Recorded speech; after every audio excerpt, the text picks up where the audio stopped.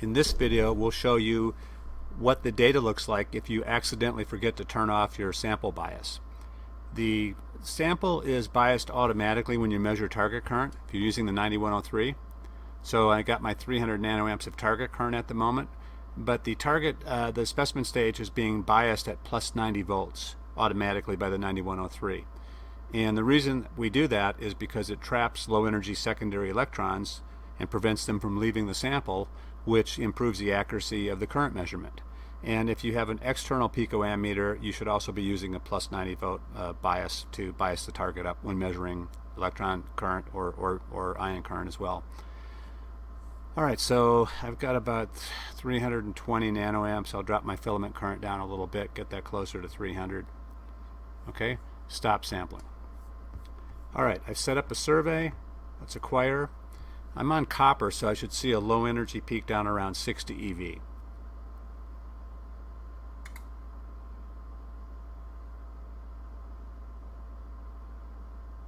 Okay, there's my low energy peak of copper.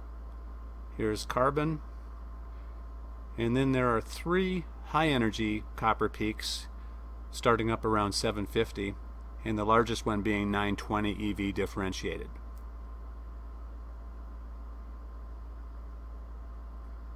Okay, so we can see those peaks coming up, and this is about just under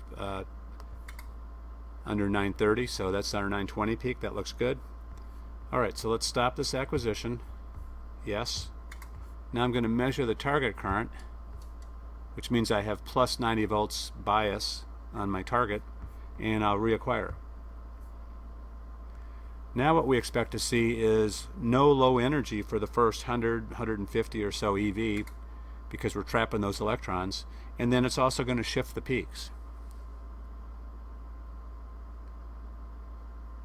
Alright, so we can see that we really don't have any signal down here till about 150 eV, and then it starts coming up. There's the slope of the background increasing. And here are the high energy copper peaks. We can see that this peak here is about 830 eV. That's supposed to be 930 eV.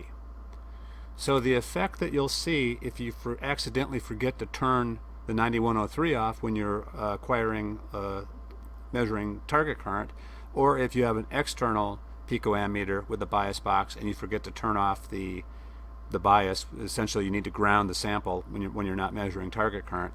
If you don't do that, you'll see the peak shift just like we have here. So let's stop this acquisition, turn off our bias,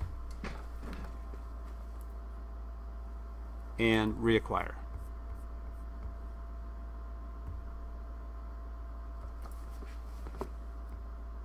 The mouse stuck, sorry. Okay, now we should see that we're back to normal. Low energy copper peak back down to around 60 eV. Carbon peak up around 264, non-differentiated.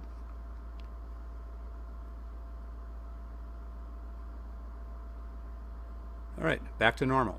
So that's the effect. If you see your peaks shifted and no low energy, most likely you forgot to turn your bias off on the target while measuring target current.